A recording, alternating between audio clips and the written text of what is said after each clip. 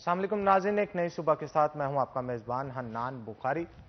नाज़रीन, अगर शहर फैसलाबाद की बात की जाए तो मोबाइल सर्विस को मुकम्मल तौर पे बंद कर दिया गया है। तमाम नेटवर्क के सिग्नल्स जो हैं वो ड्रॉप हो चुके हैं और ड्रॉप होने की वजह से मुख्तलिफ इलाकों के अंदर जो लोग सुबह सवेरे उठ रहे हैं और उनको महसूस हो रहा है कि मोबाइल पे कोई कॉल या मैसेज नहीं आ रहा, तो हम आपको क्लियरली बताते चलें कि मोबाइल सिग्नल्स को बंद कर दिया गया है और इन मोबाइल सिग्नल्स को रात 9 बजे खोला जाएगा।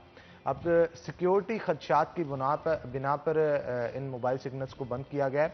8 और 9 मुहर्रम को कहा जा रहा है कि मोबाइल सिग्नल्स जो हैं वो ऑन रहेंगे और 10 मुहर्रम को जाके दोबारा से बंद किया जाएगा इसे। और 10 मुहर्रम को अक्सर औकात बंद किया जाता है। पिछले साल भी 7 मुहर्रम को मोबाइल सर्विस को बंद किया गया था और फिर 10 मुहर्रम को जाके मोबाइल सर्विस को जो है वो बंद किया गया था। 8 और 9 मुहर्रम को मोबाइल सर्विस जो है वो बहाल रही थी। अगर शहर फैसलाबाद की बात की जाए तो नाज़रीन, शहर फैसलाबाद के अंदर लोड शेडिंग जो है वो दिन ब दिन बढ़ती चली जा रही है, जिसकी वजह से बहुत सारे मसाइल का सामना जहां शहरियों को करना पड़ रहा है, ख़ास तौर पे इंडस्ट्री के मालकान जो हैं वो भी काफ़ी हद तक परेशान नज़र आते हैं। अगर अंडर गारमेंट्स के हवाले से बात की जाए, जराबों के हवाले से बात की जाए, तो इनके जो बड़े यूनिट्स होते हैं, इवन जो एक्सपोर्टर्स हैं इन चीज़ों के, तो वो एक बड़ा ज़र मुबादला है जो कि कमा रहे हैं। लेकिन अब इशू क्या पेश आ रहा है?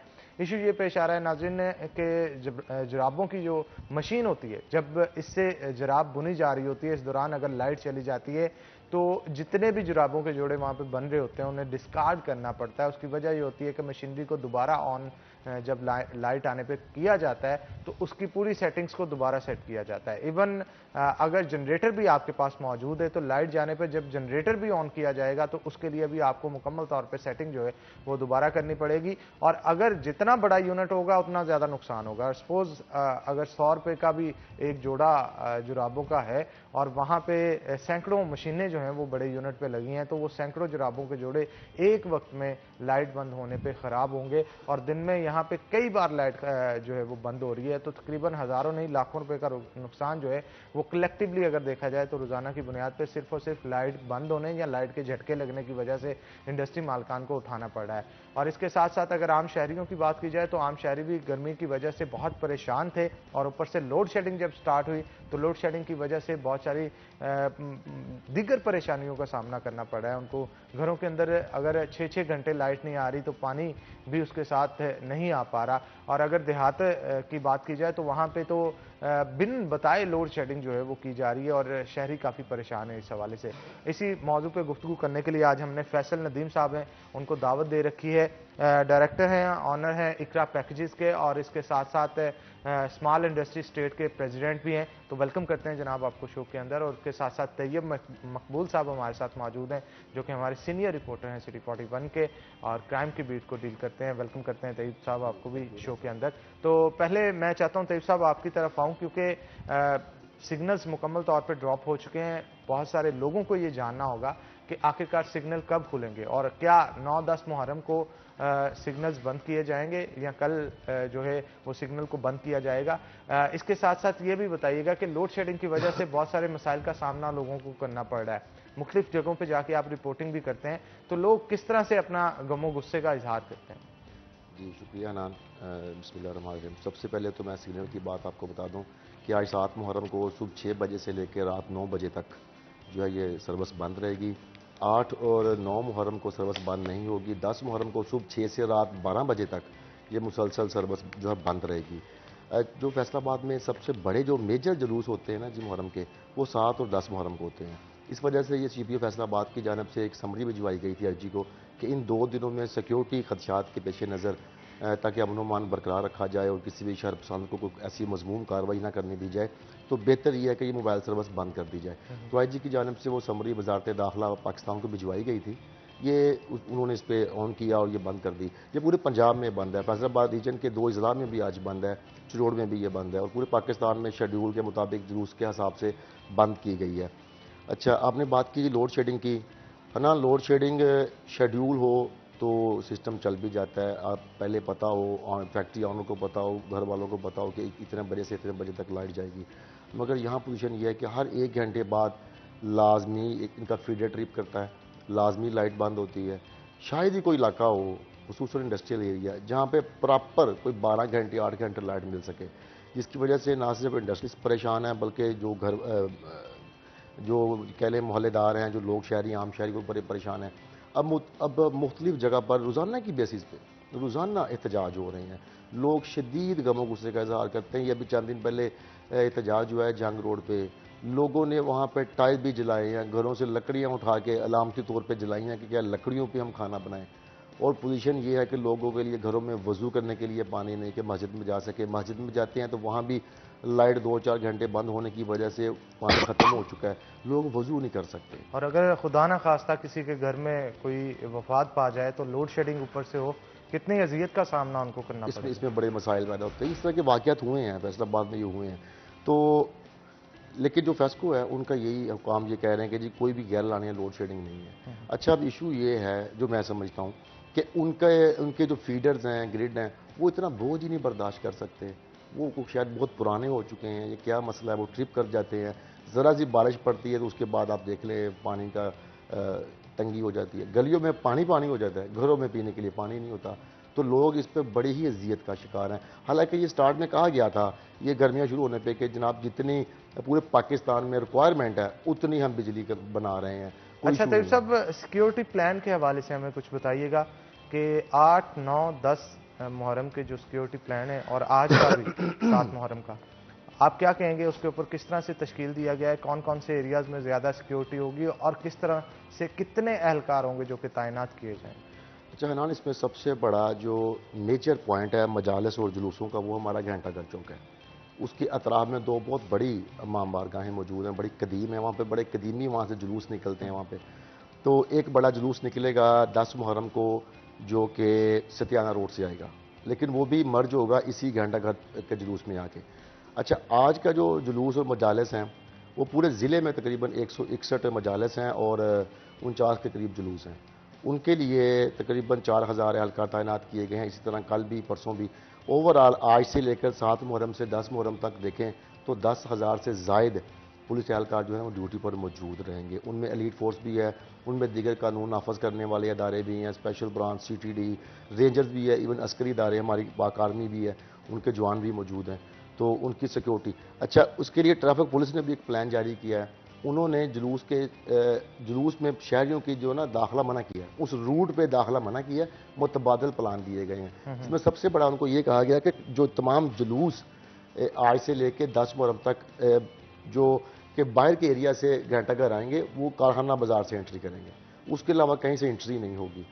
तो शहरियों को तो बिल्कुल उनका दाखिला ही ममनू है कि जो 8 बाज़ारों के अंदर आने वाली सड़कें वहाँ पर शहरी नहीं आएंगे, उनको मुतबादल रूल्स दिए गए। यहाँ तक कि जो वहाँ के मकीन हैं घंटाघर के अतराफ में जो मार्केटें हैं, कुछ कॉलोनियाँ भी, छोटे छोटे घर भी हैं, उनको भी ये तलकीन की है कि बगैर इजाज़त घर से नहीं निकलें। अगर किसी एमरजेंसी की सूरत में निकलना पड़ता है तो जो मौका पर ऑफिसर मौजूद है वो एटलीस्ट सब इंस्पेक्टर लेवल का है, तो उसको इन्फॉर्म करें। इनकी एक सिक्योरिटी ब्रांच है, उनके एहलकार जगह जगह मौजूद है, उनको इन्फॉर्म करें।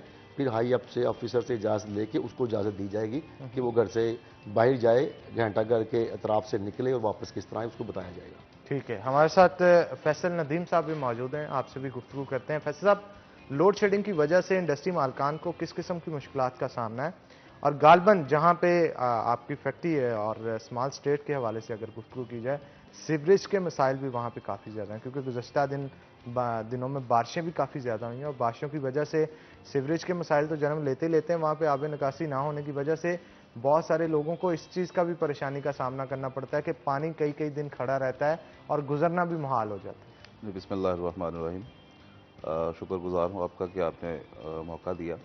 मेरा ताल्लुक़ स्मॉल इंडस्ट्रियल स्टेट से है और जैसे कि आप जानते हैं कि ये 2-3 दिन जो पहले से जो बारिशें हुई हैं, इन बारिशों की वजह से तकरीबन वहाँ पे 2-2.5 फुट जो है ना वो पानी हर जगह पे खड़ा रहा है।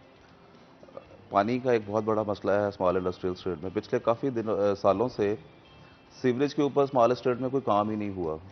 फंड्स ले लिए जाते हैं लेकिन उनका इस्तेमाल पता नहीं कहाँ पे होता है। इंडस्ट्री मालकान, जो फैक्ट्री ऑनर्स हैं, वो बहुत परेशान हैं। अच्छा, पानी के साथ साथ वहाँ पे जो दूसरे मसाइल पैदा हो रहे हैं वो भी बड़े इंपॉर्टेंट हैं। पानी के साथ साथ वहाँ पे जो वर्कर्स हैं उनकी सेहत के मसले मसाइल जो है ना वो बहुत ज़्यादा बढ़ रहे हैं। अब सर्वे करवाया गया था थोड़े दिन पहले, तो स्मॉल इंडस्ट्रियल स्टेट के जो वर्कर्स हैं वहाँ पे हेपाटाइटिस और गुर्दों के अमराज का बहुत तेज़ी से इजाफा हो रहा है। उसकी वजह यही है कि सीवरेज का नाकस पानी है, वो ज़मीन में जाता है, उसकी प्रॉपर कोई ड्रेनेज नहीं है। तो ये सारे मसले मसाइल हैं। अच्छा, वहाँ पे सीवरेज के साथ साथ हनान भाई और भी खड़े हो गए हैं, जैसे बिजली का मसला है, सिक्योरिटी का मसला है। तो आपके इस प्लेटफॉर्म से जो है ना, वो हुकूमत से गुजारिश करता हूँ कि स्मॉल इंडस्ट्रियल स्टेट के जो दरीना मसले मसाइल हैं उनके बारे में गौर किया जाए। गैर एलानिया लोड शेडिंग की जाती है, उससे नुकसान तो काफ़ी होता होगा आपका। जी बिल्कुल, गैर एलानिया लोड शेडिंग की सूरत हाल ये है कि हर 15-20 मिनट के बाद जो है ना, वो स्मॉल इंडस्ट्रियल स्टेट के जो फीडर्स हैं वो ट्रिप कर जाते हैं। हर 15-20 मिनट में? 15-20 मिनट के बाद ट्रिप कर जाते हैं, और हमें जो लॉस होता है वो हम उसको शुमार ही नहीं कर पाते, क्योंकि मशीनरी जो है ना, उसको दोबारा रिस्टोर करने के लिए, उसकी सेटिंग्स को दोबारा जो है ना वो फॉल करने के लिए मजीद हमें कोई घंटा 1.5 घंटा चाहिए होता है, उस दौरान फिर दोबारा ट्रिप कर जाती है। इस बारे में हकाम बाला से काफ़ी बार जो है ना वो गुजारिश की गई है, लेकिन इस पर कोई सुनवाई नहीं, या इस पर जो है ना वो अमल नहीं हो पाया।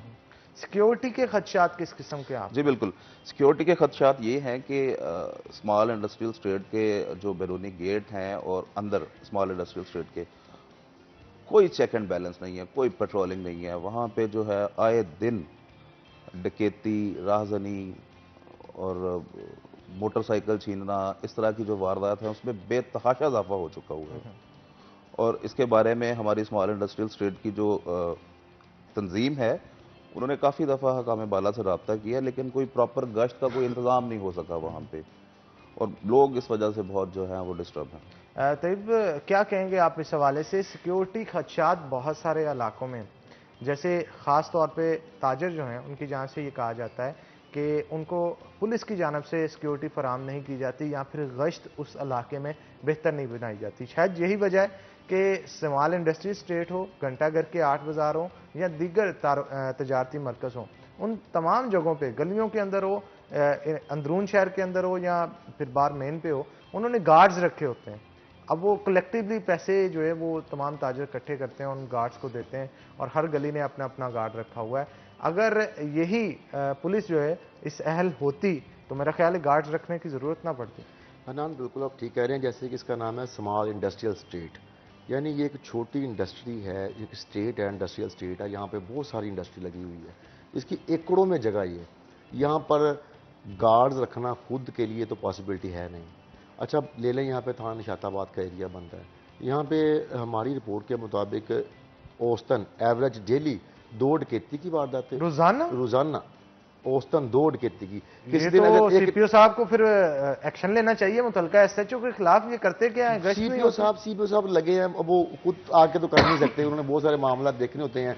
अब ये एसएचओ पे है कि वो देखें कहाँ पे वारदात ज्यादा है, वहाँ गश्त लगाएं। मैंने खुद भी, मुझे बड़ा अरसा हो गया ये क्राइम बीट करते, स्मॉल इंडस्ट्रियल स्टेट में मैंने कभी पुलिस का नाका नहीं देखा, या मैंने वहाँ गश्त करते नहीं देखे। रूटीन में शायद कभी इनका ईगल स्क्वाड होता है जिस पे 2 मोटरसाइकिल सवार गश्त करते हैं, वो कभी चक्कर लगा ले तो लगा ले। अच्छा, ये फिर शहरियों की तरफ से अक्सर औकात जो है वो शिकायत भी की जाती है कि शायद पुलिस वालों को पता होता है डकैतियां कौन करते हैं, इसके बावजूद नहीं उनको पकड़ते। क्या इसमें कोई हकीकत होती है?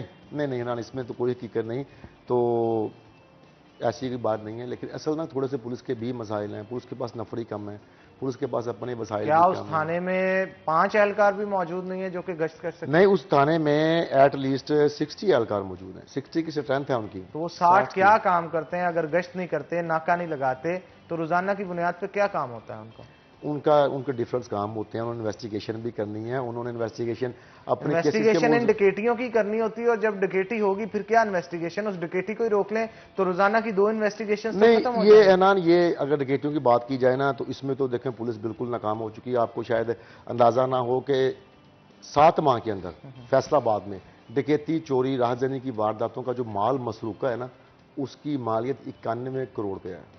91 करोड़ रुपए, ये तो बहुत बड़ी बात है। इस पे गुफ्तगू करेंगे, लेकिन एक ब्रेक के बाद। तो नाज़रीन, एक ब्रेक लेंगे, ब्रेक के बाद दोबारा हाजिर होते हैं। कहीं मत जाइएगा, हमारे साथ रहिएगा।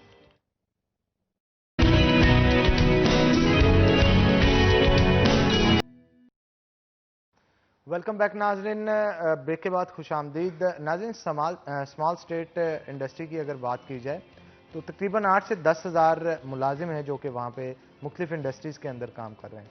अब वहाँ पे जो मसला पेश आ रहा है वो ये है कि इतने बड़ी तादाद में जब मज़दूरों को रुख करना पड़ता है वहाँ का, तो उनको पब्लिक ट्रांसपोर्ट चाहिए होती है, लेकिन वहां पे ना तो कोई बस स्टैंड है, ना ही कोई पब्लिक ट्रांसपोर्ट का रूट तैयार किया गया है।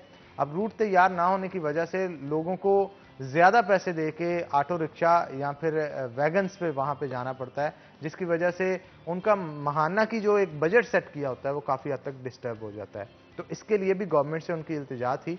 तो हमारे साथ फैसल साहब मौजूद है, इस हवाले से उनसे गुफ्तगू करते हैं।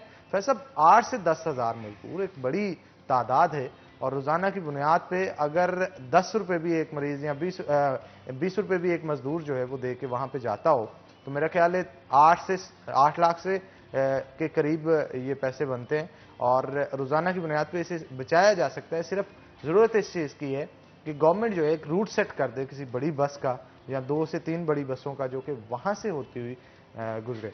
आप क्या कहते हैं? देहरान, ये एक बहुत बड़ा इशू है। वहाँ पे स्मॉल इंडस्ट्रियल स्टेट में तकरीबन 8 से 10,000 जो मज़दूर हैं वो डेली आते हैं और काम के लिए, और उनको जाना भी पड़ता है वापस शाम के औकात में। तो स्मॉल इंडस्ट्रियल स्टेट तक जो है वो ट्रांसपोर्ट की एक्सेस नहीं है। वहाँ पे लोगों को पैदल चल के या चिंचीज़ पे जो है ना वो सरगोदा रोड तक जाना पड़ता है। फिर वहाँ से जो है ना वो अंदरूनी अच्छा, वैसे 30 से 40 रुपए या 50 रुपए एक ऑटो वाला भी ले रहा हो, तो 8 से 10,000 मजदूरों ने जाना हो, तो मेरा ख्याल है ये बड़ी बहुत बड़ा इनकम है। बहुत और अगर गवर्नमेंट अगर चला दे तो सब सिर्फ 10 रुपए भी गवर्नमेंट अगर ले, रोजाना की बुनियाद पे 8 लाख रुपए का रेवेन्यू सिर्फ एक रूट में, यानी सिर्फ जाते हुए वहां पे, अब वापस आते हुए दोबारा उन्होंने उनसे चार्ज करने। अब ऑटो वाला जहां पे 50 ले रहा है, गवर्नमेंट बस 10 रुपए लेगी, मेरा ख्याल काफी रेवेन्यू भी जनरेट कर लेंगे, और इसके साथ साथ बचत भी मजदूरों को काफी हद तक हो। जी, इस सिलसिले में जो है ना वो हमारा विजिट हुआ था मुल्तान की स्मॉल इंडस्ट्रियल स्टेट में। तो है तो वो भी इसी पंजाब हुकूमत के अंडर चल रही है, लेकिन वहाँ पे जो है वो चूंकि शहर से कोई 12-13 किलोमीटर दूर है, तो वहाँ पे जो मेट्रो बस है वो प्रॉपर स्मॉल इंडस्ट्रियल स्टेट के अंदर तक जाती है। वहाँ पे मजदूरों को इस चीज़ से बहुत ज़्यादा रिलीफ मिल रहा है कि वो 10 रुपये या जो भी वहाँ की जो टिकट है वो दे के अपना शहर के अंदर आ जाते हैं। यहाँ पे हमारे यहाँ मसला ये है कि हमारे अलाइड मोड से लेके स्मॉल इंडस्ट्रियल तक कोई ट्रांसपोर्ट, पब्लिक ट्रांसपोर्ट नहीं चलती। अगर कोई रूट है तो वो सरगोदा रोड से है। वो बेचारे मजदूर पहले 20 रुपये दे के केनाल तक जाते हैं, नलका स्टॉप तक जाते हैं, वहां से फिर आगे जो है ना वो 20 दोबारा दे के शहर के अंदर जाते हैं। 40 रुपये, 8 लाख कम बता दिया, ये तो 32 से 40 लाख रुपया रोजाना की बुनियाद पे 8 से 10,000 जो मजदूर है वो पे। जी बिल्कुल, ये प्रॉब्लम है। मुल्तान को जो है ना वो मैंने देखा था बड़े गौर से उसको, इस चीज़ को, कि वहाँ पे जो बसेज हैं वो 1-2 buses spare small industrial state में खड़ी रहती हैं, एक आती जाती रहती है, मजदूरों को काफ़ी रिलीफ मिलता है। अच्छा, एक और चीज़ भी है, जब मजदूर पैदल चल के जाते हैं या चिंचीज़ पे बैठ के जाते हैं स्मॉल इंडस्ट्री से लेके नलका स्टॉप तक, तो वो तकरीबन उनको 2-2.5 किलोमीटर का जो है ना वो एरिया वो इंतहाई सुनसान है, और ये जो वारदातें होती हैं ये वहीं पे होती हैं सारी। मजदूरों से पैसे छीन लिए जाते हैं, मोबाइल छीन लिए जाते हैं, उनको जर्दकोब किया जाता है, बांध दिया जाता है, ये सारे मसले। और मेरा ख्याल जहां पे कलेक्टिवली अगर इकट्ठे एक बड़ी बस में जा रहे होंगे मजदूर, वहां पे चोरी डकैती की वारदातें कम होगी। जब अलग-अलग 2-2, 3-3 जाते हैं तो फिर आगे से 4-5 लोग खड़े हों तो वो उनको कई दफा देखने में आया है हनान भाई के नाका लगा के डाकुओं ने जो है ना वो मजदूरों को बांधा है और लूटा है और उनसे पैसे छीन लिए हैं। अगर ये पब्लिक ट्रांसपोर्ट मिल जाए वहां पे तो जुराइम पे काफी हद तक काबू पाया जा सकता है।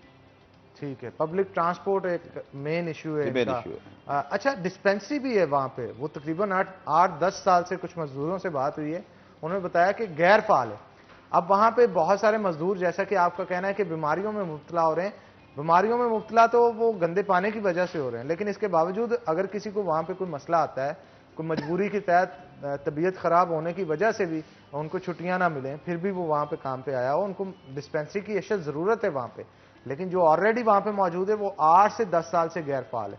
क्या कहेंगे? जी हनान, इंडस्ट्री का एक बहुत बड़ा फैक्टर जो है वो हादसात होते हैं मजदूरों के साथ पेश आने वाले, क्योंकि हमारा जो अमूमी रवैया है, हम जो है वो प्रोटेक्शन किट्स इस्तेमाल नहीं करते। अच्छा, वहाँ पे अगर मजदूर को किसी को कोई हादसा पेश आ जाए तो उसको ट्रीटमेंट करवाने के लिए अलाइड या सिविल हॉस्पिटल जाना पड़ता है।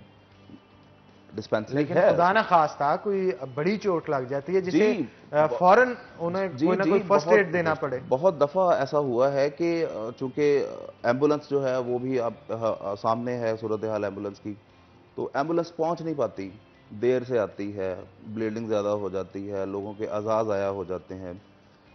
वहाँ पे जो स्मॉल इंडस्ट्रियल स्टेट में जो डिस्पेंसरी है वो तो कोई तकरीबन 8-10 साल से गैर फाल है, और मैं पिछले 10 साल से स्मॉल इंडस्ट्रियल स्टेट में हूँ।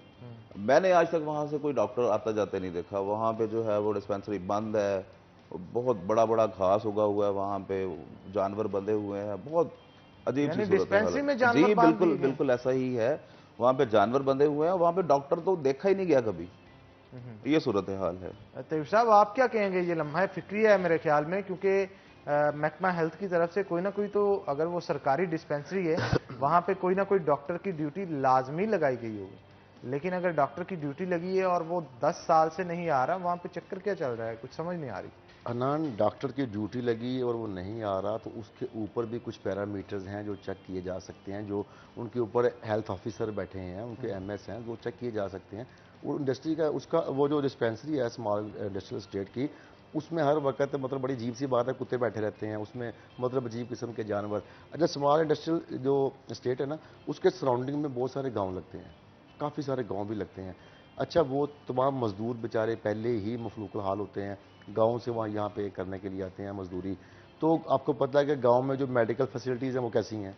अब होता ये है कि यहाँ पे जितनी गर्मी, मशीन की गर्मी और जितनी हमारी फैसलाबाद गर्मी पड़ती है, उसमें कई बार हमने देखा है कि मजदूर भी होश होकर गिर जाता है, लेकिन वो सडन अपनी मदद आपके तहत ही को तोड़ के कर सकते हैं, साथ जो डिस्पेंसरी उसमें ले जाके ले नहीं सकते। लेकिन जब तक एक्सपर्ट नहीं होगा तैयब, मेरा ख्याल है आप उसकी जान भी जोखिम में मजीद डाल सकते हैं कोई उल्टा काम करके। मतलब अगर उसे फर्स्ट एड की ज़रूरत है या कोई इंजेक्शन की ज़रूरत है या कोई मेडिसिन की ज़रूरत है फौरी तौर पे, तो अगर आप वो उनको नहीं देंगे तो उसकी जान को खतरा हो सकता है। और बहुत सारे लोग ऐसे होते हैं वहां पे जो कि वाहद कफील होते हैं अपने घर के, और अगर वो चले जाएं तो उनका कुंबा किस तरह से पलेगा, ये तो उनके कुंबे से ही पूछा जाए तो ज़्यादा बेहतर अदनान है। भाई, ये पिछले कुछ दिनों से कुछ दिन पहले जो है ये एक दो वाकयात ऐसे हुए भी हैं वहाँ पे कि कुछ मज़दूरों को हार्ट की प्रॉब्लम बनी है गर्मी की वजह से, तो उनको जो इब्तदाई तिब्बी इमदाद फौरी तौर पे मिलनी चाहिए थी वो नहीं मिल सकी उनको।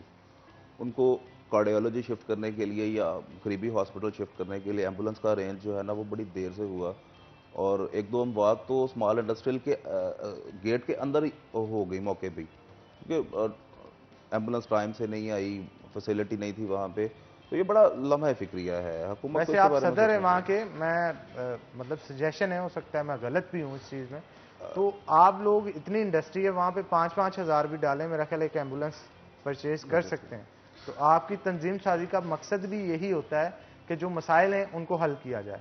तो ये अगर मसला है तो मेरा ख्याल है गवर्नमेंट इस पर तवज्जो नहीं दे रही, तो आपको देनी चाहिए इस मामले। देखिए, हम इसके बारे में जो है ना वो अक्सर मुशावरत होती है, मीटिंग्स करते हैं, हम बहुत सारे जो काम हैं वो हमने अपने तौर पे मिल के वहाँ पर किए हुए हैं। जैसे मज़दूरों को कुछ रिलीफ देने के लिए, उनके खाने के लिए, कुछ मज़दूर ऐसे भी आते हैं जो बहुत ज़्यादा पुअर कैटेगरी में करते हैं, तो उनको खाना दिया जाता है वहाँ पे काफ़ी सारी जगहों पे बिठा के, और काफ़ी सारा कुछ कर रहे हैं हम उनके लिए जो है ना वो शादी के अखराजात उनकी बच्चियों के लिए, और इस तरह के काफ़ी सारे रिलीफ जो प्रोजेक्ट हैं हम चला रहे हैं अपने तौर पे। लेकिन ये जो बुनियादी मसले मसाइल है ये हुकूमत की तरजीह होनी चाहिए, ये हुकूमत की तरजीह होती है, हुकूमत को इस पर काम करना चाहिए। अच्छा, वहाँ पे स्ट्रीट लाइट्स वगैरह का कोई सिस्टम है? रात को सिक्योरिटी अगर नहीं है, कम से कम स्ट्रीट लाइट्स तो होनी चाहिए वहाँ पे। जी बिल्कुल नहीं है। फैक्ट्रीज़ के जो बाउंड्रीज़ हैं उन्होंने अपनी अपनी लाइट्स लगाई हुई हैं। यानी गवर्नमेंट की तरफ से गवर्नमेंट कोई की तरफ से लाइट्स, कोई स्ट्रीट लाइट नहीं है, कोई कुछ नहीं है। मुतलका एमपी एमएनए से कभी दरख्वास्त नहीं की देखा बतौर? देखा ही नहीं जी कभी मुतलका है, मैंने एमपीए वहाँ पे स्मॉल इंडस्ट्रियल स्टेट में आया हो, ठीक है ना, वो आके वहाँ पे उसने लेकिन विजिट जनाब किया हो। ज़रूरत तो आपको एक, आपको मेरा ख्याल है क्योंकि आप तंजीम के सदर भी हैं, तो आपको जाना चाहिए था, उनको अपने मसाइल से आगाह करना चाहिए था। यहाँ पे किसी एक या दो बंदे के नहीं, 10,000 बंदे की ज़िंदगियाँ या सिक्योरिटी के मामला जो है वो स्टेक पे हैं, और जहाँ पे इतनी बड़ी तादाद हो लोगों की, मेरा ख्याल है उनके मजबूरी होता है घुटने टेकने पर। और एक और चीज़ वो ये कि अगर किसी भी मुतलका एमपी एमएनए को आप बुलाएं, जैसे अभी पाकिस्तान तहरीक इंसाफ के एमपी एमएनए ज़्यादातर फैसलाबाद के अंदर हैं, अगर एक जगह पे आप उनको बुलाएं किसी मीटिंग के अंदर जहाँ पे आपकी पूरी तंजीम मौजूद हो, और वो इस चीज़ का ऐलान करे कि हमारे पास फैक्ट्री में मजदूर जो काम कर रहे हैं 8 से 10,000 मजदूर हैं, और इसका मतलब ये है कि 8 से 10,000 वोट हमारे कहने पे जाएगा जहां पे जाएगा। तो अगर आप चाहते हैं कि आपकी पार्टी को जाए तो हमारे काम ये मौजूद हैं जिनको हनान भाई करवाएं। बुलाया, कई दफ़ा बुलाया, लेकिन बाइस मजबूरी या मसरूफियत वो तशरीफ़ नहीं लाते। ऑफ द रिकॉर्ड उनसे इस टॉपिक पे बातें हुई हैं। एमपी एमएनए हजरात जो है ना हनान, वो इसका मैं आपको बताता हूँ, जी जी, देखें। तैयब साहब बात करना चाहते हैं जी इस जी, सिलसिले में, तैयब से ही बात करते हैं। ये तैयब, एक देखिए, एक तो बड़ा स्पेसिफिक एरिया है ना इसका, स्मॉल इंडस्ट्रियल स्टेट का, कुछ एकड़ पे है ये। उसके अलावा आप हमारे पूरे फैसलाबाद में हेल्थ की फैसिलिटीज़ देख लें, सीवरेज का सिस्टम देख लें, लोड शेडिंग देख लें, तबाह हो चुका है तबाह जनाब, हो चुका है। हम किस किस और एरिया, गटरों पे तस्वीरें अवेजा की जा रही हैं। तस्वीरें आवेजा की जा रही हैं। आप लिटरली देखें, मैं एक इलाका में गया, ये लास्ट वीक बारिश पड़ी थी, वहाँ मेरी ड्यूटी लगी वाटर पॉन्डिंग पे, तो खवातीन घर की वो खुद बाहर निकल के वाइपर से घर के आगे से पानी निकाल रही थी। मतलब बड़े ही ये बायस शर्मिंदगी है कि हमारी खवातीन को भी बाहर आके पानी घर के बाहर से हटाना पड़ रहा है, कि उनके घर मर्द कोई नहीं था, काम पे गए हुए थे, वो बेचारी कहते हमारे घर में पानी आ रहा है। तो मैंने उनसे बात की और बड़े ही मतलब ये दिल इस बात पे परेशान हुआ। लेकिन तैयब साहब, कराची के हालात भी जब देखते हैं तो यकीन जानिए दिल बहुत दुखता है। अल्लाह ताला कराची के अंदर जो बड़े मसाइल का सामना उनको करना पड़ा है, लोगों के घरों के अंदर पानी दाखिल हो रहा है, और लाखों नहीं, मेरा कहना है, मतलब मेरा ये ख्याल है करोड़ों का, जी, अरबों का करोड़ों, नुकसान हाँ, है जो कि लोगों हो का हो गया। रहा है। तो नाज़रीन, एक ब्रेक लेंगे, ब्रेक के बाद दोबारा हाजिर होते हैं। कहीं मत जाइएगा, हमारे साथ रहिएगा।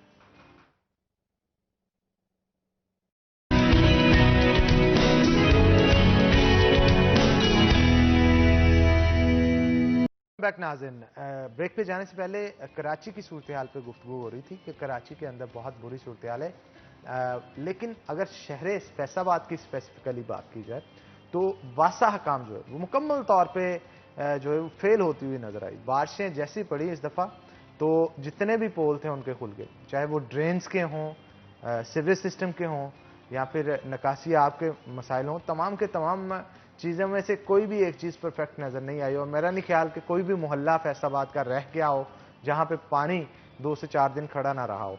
और कुछ इलाके तो ऐसे थे कि वो दरिया का मंजर पेश करने लगे थे। जैसे मैं शहीदा रोड गुलाम अहमदाबाद की बात करता हूँ, वो तकरीबन 3 किलोमीटर लंबा रोड है वहाँ पे, लेकिन 3 किलोमीटर के जहाँ तक आपकी नज़र जा रही थी अच्छा खासा पानी जो है वो वहाँ पे खड़ा होता था, और लोगों का कहना था कि कारोबार के नए मौके वहाँ पे खुल गए। अब वो कारोबार के नए मौके क्या थे कि कश्ती चलाएं और रोज़गार कमाएं। तो मेरा ख्याल है कश्तियाँ चला के भी वहाँ पे लोग जो है वो काफ़ी हद तक पैसे कमा रहे हैं। तो ये सब लम्हा फिक्रिया है, बहुत सारे लोगों को बहुत सारी मसाइल का सामना है, लोगों के घरों में भी पानी दाखिल हो रहा था वहाँ से वहाँ पे माजरा चाहूँगा 2 मैन होल जो है वो मेन रोड के ऊपर खुले थे, और यकीन जानिए पानी खड़ा होने की वजह से जो लोग वहाँ से गुजर रहे थे उनको पता ही नहीं था मैन होल खुला है कि या नहीं खुला। बहुत सारे रिक्शा और चिंची रिक्शा वहाँ पे, लोडर रिक्शा जो है वो वहाँ पे अटके, वहाँ पे बीच गिरे। लेकिन खदशा मुझे ये था, खुदा न खास्ता कोई शख्स पैदल ना हो जाए। अगर वहां से गुजर रहा हो तो चलता चलता वो तो गायब हो जाए, किसी को पता ही ना चले। एक तो होता है ना कि वहां पे मैन होल के अंदर कोई गिरा है, हाथ हिला रहा है या कुछ हो रहा है, लोगों को कुछ पता चल जाता है। वहां पे तो ऑलरेडी 2 से 3 फुट तक पानी खड़ा था, और अगर कोई शख्स वहां पे गिरता है तो उसका पता ही नहीं चलेगा वो गिरा है कि नहीं गिरा। हनान, सबसे बड़ा लम्हा फिक्रिया इससे अगली बात यह है कि ये कहाँ पे सब कुछ हो रहा है, ये फैसलाबाद, जिसको क्या कहा जाता है Manchester of Pakistan, industrial city है। अच्छा, कराची में जो सिचुएशन चल रही है, ज़िला नया बन रहा, कम हो रहा, मुझे लगता है कि पहले नंबर पे बड़ा शहर लाहौर आ जाएगा, दूसरे पे हम आ जाएंगे। इस वक्त हम तीसरे पे हैं पूरे पाकिस्तान में। कराची लाहौर के बाद सबसे ज़्यादा एक्सपोर्ट हमारी है, सबसे ज़्यादा रेवेन्यू हम दे रहे हैं, हमारी इंडस्ट्री दे रही है पाकिस्तान हुकूमत को। लेकिन उसके अलावा आप देख लें, सबसे कम फैसिलिटेट हमें किया गया हर दौर में। काफली का दौर हो, नून लीग का, अभी पीटीआई है। शहर फैसलाबाद से मिनिस्टर भी बने, यहाँ से वो मुशीर भी रहे, एडवाइजर वज़ीर आला भी कल परसों आए जब, नहीं, मैं तो ये कह रहा उन्होंने हूँ बजट का तो ऐलान कर दिया, कर लेकिन दी। तय साहब लम्हा फिक्रिया ये है, हकीकत ये होता है कि कह दिया जाता है, इंप्लीमेंटेशन पे बड़ा वक्त लगता है, और कभी कभी तो इंप्लीमेंटेशन होती ही नहीं है। और ऊपर से जनाब का शाहाना प्रोटोकॉल, उस हवाले से भी थोड़ा सा बताइएगा। जी, प्रोटोकॉल की मजे की बात बता रहा हूँ कि प्रोटोकॉल से एक दिन, जिस दिन उनकी आमद से एक दिन पहले डिप्टी कमिश्नर की जानब से एक मरासला, एक लेटर जारी किया गया तमाम महकमों को। रेस्क्यू 1122 को किया गया कि एमरजेंसी के लिए एम्बुलेंसेज आपकी प्रोवाइड करेंगे, पुलिस को कहा गया सिक्योरिटी आप प्रोवाइड करेंगे, स्पेशल ब्रांच को कहा गया कि आप उनके विजिट से पहले स्वीपिंग करेंगे, मतलब हर तरह से चेक करेंगे। अच्छा, दो बड़ी मज़े की बातें हैं। पहले आरटी सेक्रेटरी, उनको ये कहा गया कि प्रोटोकॉल के लिए सरकारी गाड़ियाँ आप फराहम करेंगे, जमीर हुसैन को जी, और एसी सदर को कहा गया कि प्रोटोकॉल के लिए क्रू आप फराहम करेंगे, प्रोटोकॉल के लिए क्रू आप फराहम करेंगे, अमला आप देंगे, अमला आप उनका देंगे। स्टाफ, हाँ, प्रोटोकॉल स्टाफ आप देंगे, ठीक है।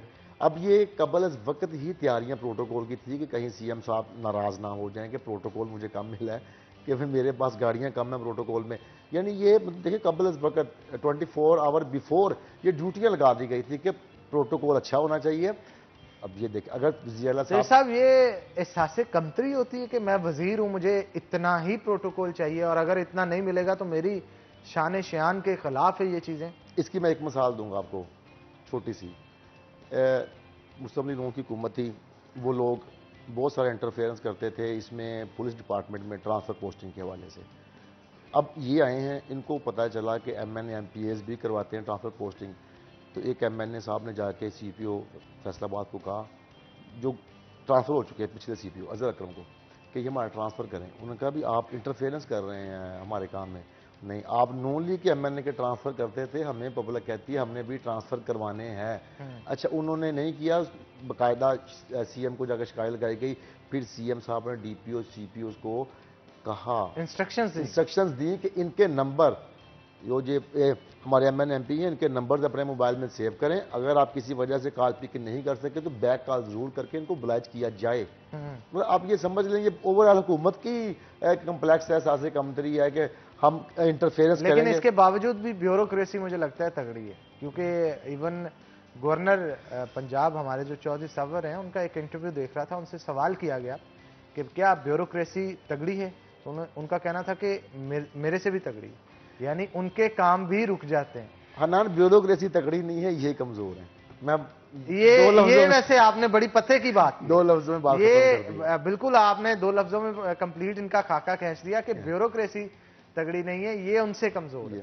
लेकिन अगर मुस्लिम लीग नून की अगर बात की जाए तो शहबाज शरीफ जो थे, अब उस्मान बुज़दार और शहबाज शरीफ का मुआवजा कर ले आप कि उनके आने से थर-थर लोग कांपते थे, और किया जा ही नहीं सकता, मतलब किया जा ही नहीं सकता, मैं समझता हूँ। और वो लोगों को इंस्ट्रक्शंस देते थे, यहाँ पे वज़ीर आला को दी जा रही होती थी कि आप इस गाड़ी में नहीं और इस गाड़ी में बैठे। वो गाड़ी वाला क्लिप भी तो आपने देखा होगा ना, काफी हद तक वायरल हुआ। ये हमारे इसी इलाके के सिटिंग एमपीए साहब थे जिन्होंने। लेकिन अगर हम स्पेसिफिकली तैयब साहब उनको करें ना पॉइंट आउट, तो मेरे ख्याल वो भी गलत होगा। किस तरह से, कौन सा एमपी एमएनए था जिसकी ख्वाहिश नहीं थी कि उनकी गाड़ी में बैठे? जी बिल्कुल ऐसा ही था। अब वो ऑन स्क्रीन उनका आ गया, कैमरे की आंख ने उन्हें नजरबंद कर लिया, लेकिन कहा तो सब शेख खुरम की गाड़ी में बैठ के गए, वही। और उसमें मेरा नहीं ख्याल कि जगह भी उतनी थी जितने लोग बैठे हुए थे। मतलब सबकी कोशिश थी कि असल वो बैठ जाते, मतलब तमाम किसी की ख्वाहिश पे बैठ जरूर जाते, लेकिन चूंकि ये सिक्योरिटी रीजंस होती हैं, गाड़ी के पहले चेक किया जाता है, वो गाड़ी एक दिन पहले से ही सिक्योरिटी एजेंसीज की तहवील में चली जाती है, बाद में गाड़ी उस वक्त मौका पे ले जाई जाती है जहाँ पे सीएम साहब ने बैठना होता है। इस इशू की वजह से वो नहीं बैठे, वरना उनके लिए सब एमपी एक जैसे उनके तो होगा कि सबकी गाड़ी कोई चलो जिसको उसकी ख्वाहिश पूरी की जाए, तो लेकिन हम नहीं कर सके। बात आपकी ठीक है, एक का नज़रबंद हो गया कैमरे में। उधर एक ऐसे एमपीए साहब भी थे जिनके अपने ऊपर बोगस चेक के बहुत सारे मुकदमात हैं। अरे ठीक, और उनकी बड़ी ख्वाहिश थी कि मैं प्रोमिनेंट हूँ, ज्यादा से ज्यादा तस्वीर मेरी आनी चाहिए सीएम साहब के साथ, डोमिनेंट हो जाऊं, जरा लोगों को पता चले मेरा बड़ा अच्छा ताल्लुक है। बड़ा अच्छा ताल्लुक है। और पुलिस ऑफिसर्स जिनकी नज़र में थोड़ा मेरा रेप्यूट ठीक नहीं है कि ये अक्यूज मुलजम रहा है कई मुकदमात में, वो जरा बेहतर होनी चाहिए कि सीएम साहब का ही कार्यकाल। अच्छा, बोगस चेक जिनकी आप बात कर रहे हैं, जिस एमपी एमएनए का कह रहे हैं आप, वो क्या उनके बाई नेम है? उनके जी बाई नेम, उन पे बाई नेम उन्होंने लोगों को चेक दिए थे, बाद में बाउंस हो गए, तो मुकदमा दर्ज। कितनी मालियत के थे ये साहब? नहीं, मैं अब इस बात मैं नाम नहीं कह रहा कि आपको डिस्क्लोज करें, मैं तो जस्ट ये पूछ रहा हूँ कि वो कितनी मुख्तलिफ चेक मुख्तलिफ मालियत के थे, करोड़ों में बनते हैं वो, करोड़ों में चेक बनते हैं। किसी की मालियत 1 मिलियन, किसी की 10 मिलियन, इस हिसाब से वो काफी बनते हैं। यानी करोड़ों रुपए मालियत के चेक्स उस मुतलका एमपीए के नाम पे बाई नेम जो है बोगस हो चुके हैं, और मुकदमात भी दर्ज हैं, हो चुके थे।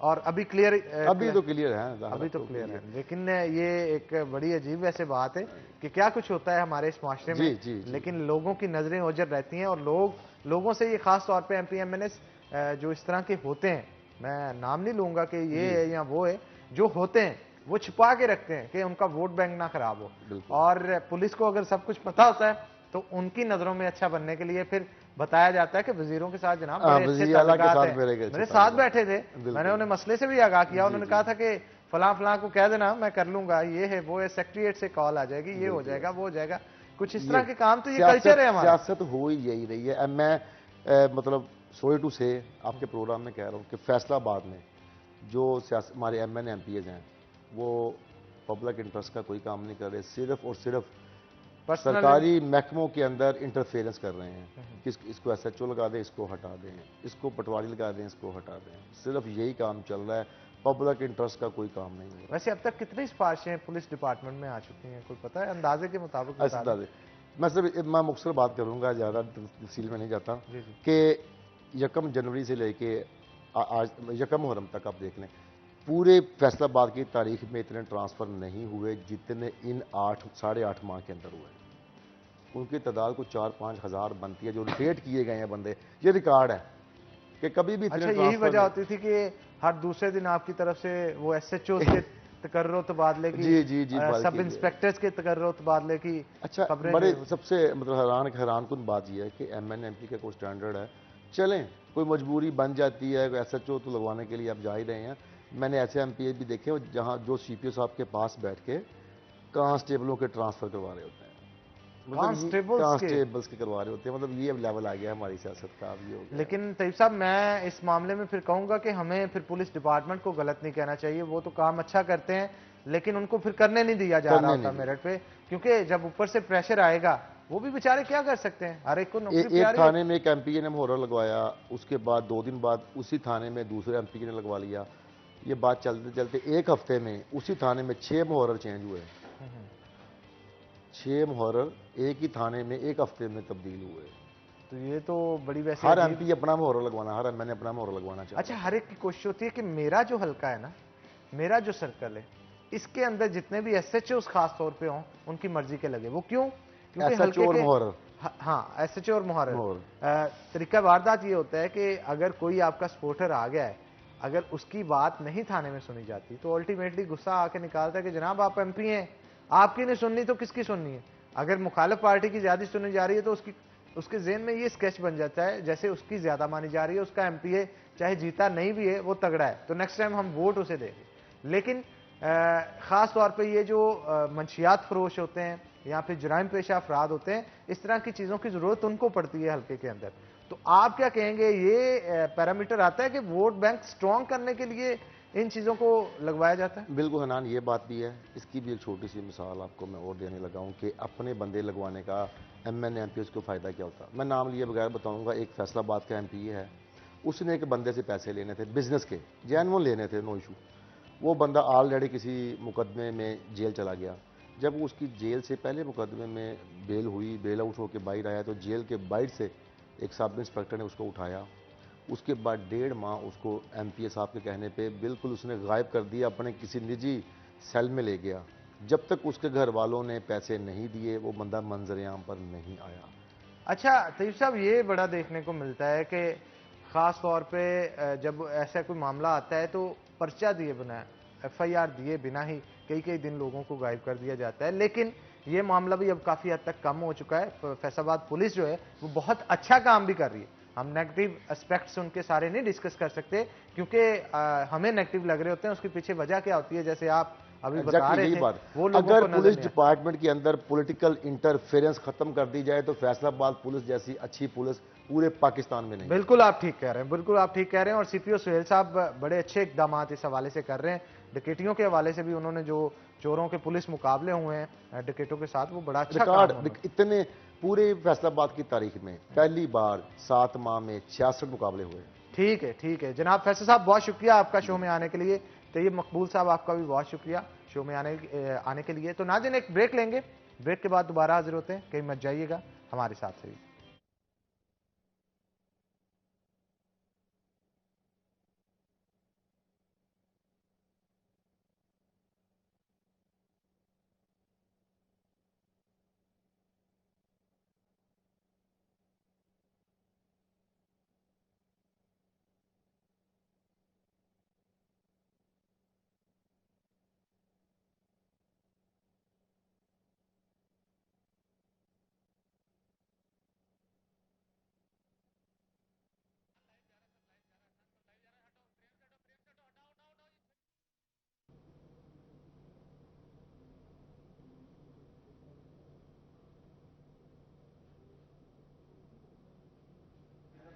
जी जी जरूर।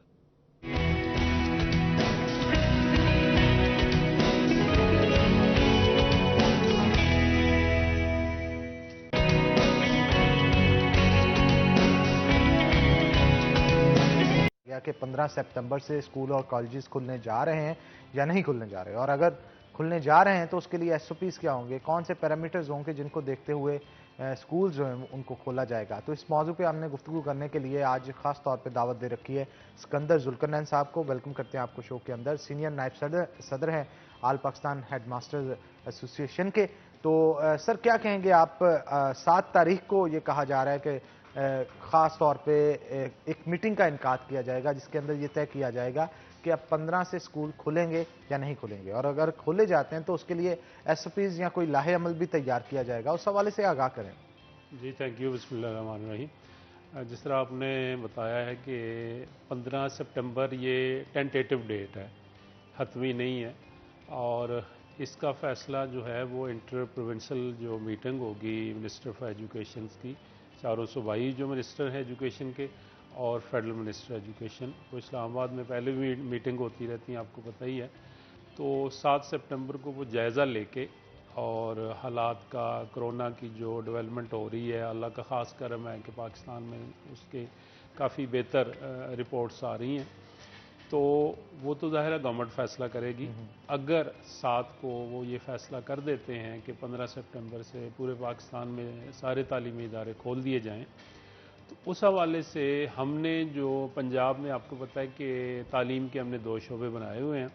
जो कॉलेजेस को हमारी मिनिस्ट्री डील करती है वो हायर एजुकेशन पंजाब में कहलाती है। एक HEC है जो फेडरल वाली है, वो नहीं, उससे अक्सर हमारे दोस्त कन्फ्यूज़ कर जाते हैं।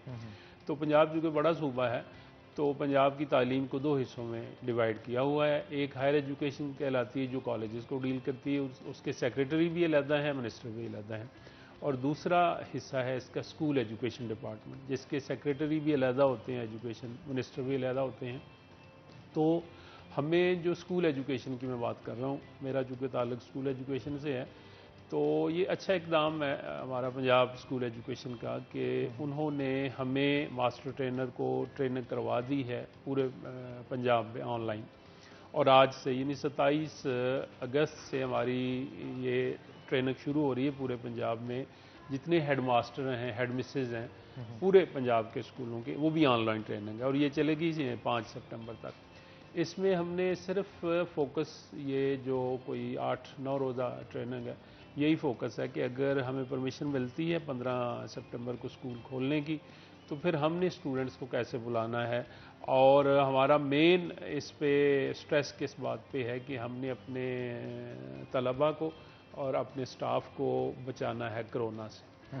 तो पहले ये बहुत अच्छा उन्होंने, मतलब मुझे बड़ा अच्छा ये स्टेप लगा है कि उन्होंने हर हेड से कहा है इंडिविजुअली कि आप अपने इदारे की स्पेस को, अपने इदारे की स्ट्रेंथ को, तादाद को देखते हुए आप ख़ुद हमें इन्फॉर्म करें, एक प्लान हमें हमसे शेयर करें। लेकिन कोई यहाँ पे हेडमास्टर्स की या फिर टीचर्स की जो कि स्कूलों के अंदर पढ़ाएंगे, उनकी कोई ट्रेनिंग सेशन का इनकाद किया गया है उनको? जी वही मैं आपको बता रहा हूँ कि पूरे पंजाब में जो मास्टर ट्रेनर हैं उनकी ट्रेनिंग हो चुकी है ऑनलाइन, और आज से, यानी आज 27 अगस्त है ना, आज से पूरे पंजाब में ये ट्रेनिंग हो रही है हेड्स की ऑनलाइन। SOPs को कैसे हमने फॉलो करना, मैं उसकी डिटेल पे भी जाऊंगा। तो ये एक तो बड़ा अच्छा है कि पंजाब में हम टेक्नोलॉजी से बेनिफिट ले रहे हैं, और दूसरा ये है कि चूँकि वो गैदरिंग या जिस तरह पहले रूटीन में ट्रेनिंग होती थी हॉल्स में, दूसरा वो हो नहीं, उसमें तो कोरोना का वो है। तो ये हमने ट्रेनिंग कर ली है जो मास्टर ट्रेनर है पूरे पंजाब के। तो उसमें जो डिटेल है ना वो ये है, यही मैं बात कर रहा था कि उसमें उन्होंने पहले तो ये कहा है कि अब वहाँ बैठे हुए उन्हें नहीं पता, उन्होंने ऑफ़र की है हेड्स को, इवन प्राइमरी का हेड है, वो एलिमेंट्री स्कूल का हेड है, हाई का या हायर सेकेंडरी का हेड है, उन्हें कहा कि आप देखें आपके पास कितनी स्पेस है, कितने रूम हैं, कितना स्टाफ है, कितने स्टूडेंट्स हैं। मसलन मैं आपको अपनी मिसाल देता हूँ कि मेरा जो हाई स्कूल है 80 गाहवे, ये तहसील सदर में आता है, वहाँ पे अगर हम जो टर्मिनल क्लासेस होती हैं जैसे 9th है, 10th है, 8th है, 5th है, जिन्होंने आप सादा लफ्ज़ों में कह लें बोर्ड का एग्ज़ाम देना होता है, तो अगर हम टर्मिनल क्लासेस भी बुला लेते हैं तो मेरे पास 14 कमरे हैं जिन्हें हम क्लासरूम कहते हैं, जहाँ टीचिंग होती है। अब हमारी ट्रेनिंग में हमें ये बताया गया है कि आप एक कमरे में 20 से ज़्यादा स्टूडेंट ना बिठाएं। अच्छा, मेरे पास 118 स्टूडेंट है, 118 स्टूडेंट हैं सिर्फ मैट्रिक के। अब आप देखें कि उनके लिए ही मुझे 5 कमरे चाहिए। अगर 20 की मैं बात करूं जो हमें एसओपी कैपेसिटी के लिहाज से, जी कैपेसिटी के लिहाज से।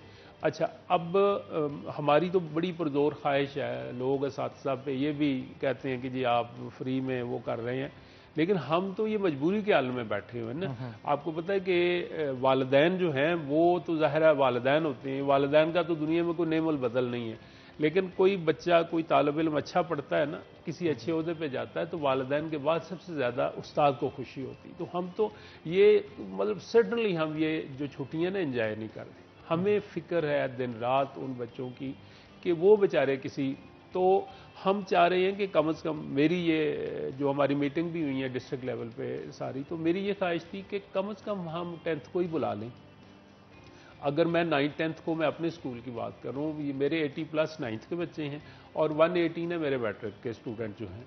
अगर मैं वो दोनों क्लासें बुला लेता हूँ, अगर हमारी डिस्ट्रिक्ट अथॉरिटी एग्री कर लेती है, तो कम से कम वो जो टर्मिनल क्लासेस हैं या स्कूल की हद तक सीनियर क्लासेस हैं दोनों, उनको तो मैं वो 20 बच्चे जो एसओपी बताए गए हैं तो उनके हिसाब से बिठा के कुछ ना कुछ हमारे सारे टीचर को एंगेज करके हम ये तो काम शुरू कर सकते हैं।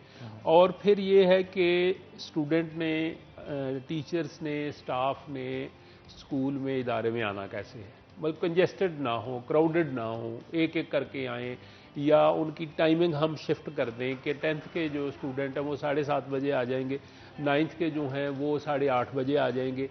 इसी तरह जो छुट्टी का है, जब ऑफ होगा इदारा, स्कूल ऑफ होगा, तो उसमें भी ये फ्लेक्सिबल टाइमिंग होगी, ये नहीं 1 बजे एक ही टाइम में, यानी वो हम स्टूडेंट को और इवन स्टाफ को।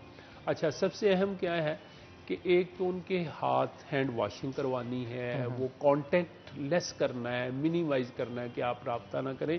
दूसरा अहम जो हम ये करने जा रहे हैं, अपने असातिज़ा को समझाने जा रहे हैं, फिर असातिज़ा अपने तलबा को ये समझाएंगे कि ये जो हैंड वॉशिंग का कॉन्सेप्ट दिया गया है ना, ये बहुत बड़ा हमारा वेपन है कोरोना के खिलाफ जो हम फाइट कर रहे हैं ना। तो ये उन्हें ट्रेनिंग देंगे कि आपने बार बार हाथ धोने हैं, और ये भी हमारे जो ऑनरेबल असातिज़ा हैं उन्हें बताएंगे कि किस मौके पे आपने ज़रूर हाथ धोने हैं। तो हमें ये फ्री हैंड दिया गया गवर्नमेंट। अच्छा, क्या गवर्नमेंट की तरफ से कोई हैंड सैनिटाइजर्स और मास्क फ्राहम किए जाएंगे आपको? ये हम भी सवाल करना चाहते थे, आपने भी वही जो होम ट्रुथ होती है वही सवाल किया है। तो एक तो ये हनान बात है कि हमारे जो गवर्नमेंट ऑफ पंजाब के स्कूल्स हैं उनके पास किसी हद तक फंड्स अवेलेबल हैं, जैसे एनएसबी हम कहते हैं। तो एनएसबी से अगर हम, उन्होंने कहा है कि सरे दस्ता आप एक सेक्शन या एक क्लास के लिए एक बड़ा हैंड सैनिटाइज़र आप ले लें एनएसबी से, तो ये तो हो सकता है, लेकिन आप डेली वो जो क्लासरूम्स हैं उनको डिसइंफेक्ट करना है, उसके लिए जो इंतजाम हैं वो ज़्यादा हो जाएंगे।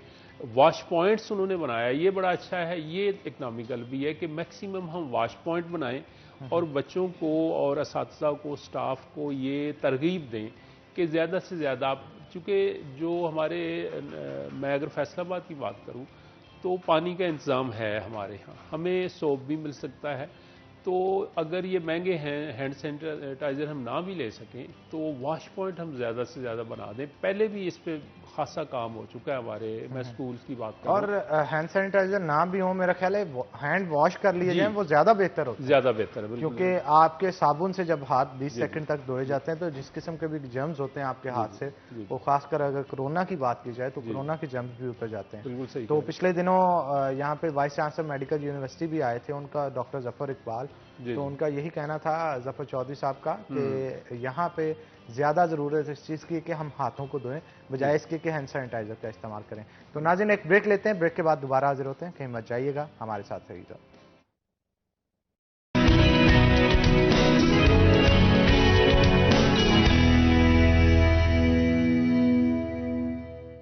वेलकम बैक नाज़रीन। ब्रेक के बाद हमें डॉक्टर फरहाना नौशीन ने ज्वाइन किया है, जो कि जिस यूनिवर्सिटी के होम इकोनॉमिक्स डिपार्टमेंट की चेयरपर्सन हैं, तो वेलकम करते हैं जनाब आपको शो के अंदर।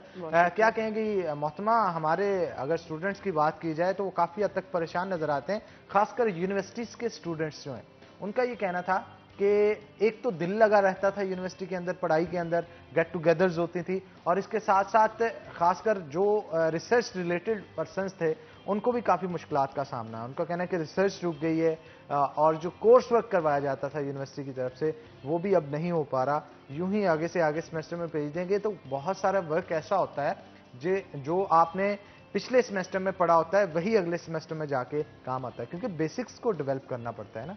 तो आप इस हवाले से क्या कहें? जी हनान, बहुत शुक्रिया। टॉपिक बहुत ही इंटरेस्टिंग है आज के लिए कि हमारे स्टूडेंट्स यूनिवर्सिटी में कभी कोविड-19 से पहले कभी ऑनलाइन वर्जन्स पे गए ही नहीं थे। तो अब जब ऑनलाइन शुरू हुआ है तो इसमें स्टूडेंट्स की डेफिनेटली बहुत सारी जो है वो मुश्किलात भी हैं। सबसे बड़ी मुश्किल तो ये है कि टीचर्स और स्टूडेंट्स दोनों के लिए जो है वो इंटरनेट कनेक्टिविटी और उसके बाद उनका जो स्केजुअल है, जो डे का स्केजुअल है, वो एक्चुअली सारा ख़राब हो गया है कि बच्चे जो हैं वो सुबह उठ के यूनिवर्सिटी आना, अपने बैग पैक करना, साथ अपनी क्लासेस को रेगुलर जो है वो अटेंड करना। और जैसे ही ये सारा कोविड-19 के बाद जो पैंडेमिक के बाद की सिचुएशन है, इसमें स्टूडेंट काफ़ी परेशान है।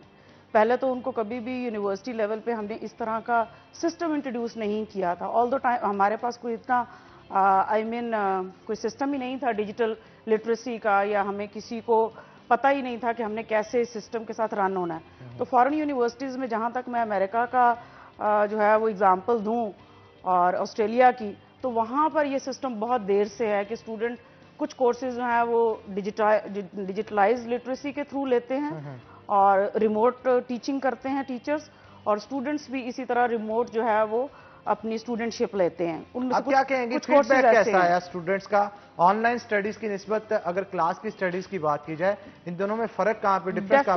डेफिनेटली हनान, ऑनलाइन स्टूडेंट्स को डिफिकल्टीज हैं, काफ़ी ज़्यादा हैं, और फेस टू फेस पढ़ना यूनिवर्सिटी के अंदर फिजिकली सेटिंग्स में पढ़ना काफ़ी कंफर्टेबल है। लेकिन मैं इस जो है वो प्रैक्टिस से थोड़ा सा पॉजिटिविटी की तरफ चलते हैं। देखें, दुनिया में इस तरह के डिजास्टर्स आते रहते हैं, ठीक है। कौमें वो हैं जो इन डिजास्टर से लर्न करती हैं, और अगर इस तरह का डिजास्टर सदियों बाद ही आया है, और मेरा ख्याल इस जनरेशन में जो इस वक्त चल रही है उन्होंने पहले इस तरह का डिजास्टर नहीं देखा जी। तो इस डिजास्टर से जो पॉजिटिव लर्निंग है ना, वो ये है कि हमारा स्टूडेंट एटलीस्ट इंटरनेशनली किसी जगह पर चीज़ों को लर्न करने के काबिल हो गया। वो गूगल करता है, वो बहुत सारे सर्च इंजन्स खोलता है। उससे पहले ये सारा कुछ उनके लिए टीचर्स कर रहे थे ना फिजिकल सेटिंग में, लेकिन जैसे ही वो रिमोट टीचिंग पे गए हैं तो स्टूडेंट्स के लिए कुछ ओपनिंग्स जो हैं वो उन्होंने खुद भी कुछ ट्राई किया है, थोड़ा उनका इंटेलेक्चुअल परसेप्शंस भी बेहतर हुआ है, और उनको इर्द गिर्द पता चला है कि लाइक चाइना में अगर ये स्टॉप हुआ है टीचिंग, तो वहाँ पर किस तरह का रिसर्च जो है वो चेंज हो गया है। इसी तरह अगर आपके किसी मतलब अमेरिका में चेंज हुआ है तो स्टूडेंट्स किस तरह चलेंगे। So they are connected into the global like world, and they are really struggling a lot for the learning of lot of things that are available online, और या टीचर्स उनको जो है वो कुछ इस तरह का असाइनमेंट्स देते हैं सेमेस्टर्स के अंदर जो कि फिजिकली पॉसिबल नहीं था, और वो उसको अपनी जो है वो सर्च इंजन्स के थ्रू कर रहे हैं। तो दैट्स गुड थिंग। एडमिशन के हवाले से कुछ बताइएगा कि एडमिशन्स होने जा रहे हैं, किस तरह से लेंगे? क्योंकि बहुत सारे एफएससी के बच्चे जो होंगे जिनके मार्क्स फर्स्ट ईयर के थे, सेकंड ईयर के नहीं थे, क्योंकि उनको प्रमोट कर दिया गया है, तो अब आप उनको किस तरह से एडजस्ट करेंगे? मेरा तो ये हाल है कि अभी हुकूमत पाकिस्तान ने काफ़ी मेहनत की है इस सारे सिस्टम पे, स्पेशली एजुकेशन डिपार्टमेंट ने, और उनको जो है वो कुछ परसेंटेजेस की थोड़ी सी राहत भी मिली है स्टूडेंट्स को जो एफएससी के जो है वो सेकंड ईयर के बगैर एग्जाम के जा रहे हैं। और हम तो पहले यूनिवर्सिटीज़ जो हैं वो ऑनलाइन एडमिशन्स प्रैक्टिस कर रही हैं, तो यूनिवर्सिटीज़ को तो आई थिंक सो कि कोई बहुत ज़्यादा फ़र्क नहीं पड़ेगा।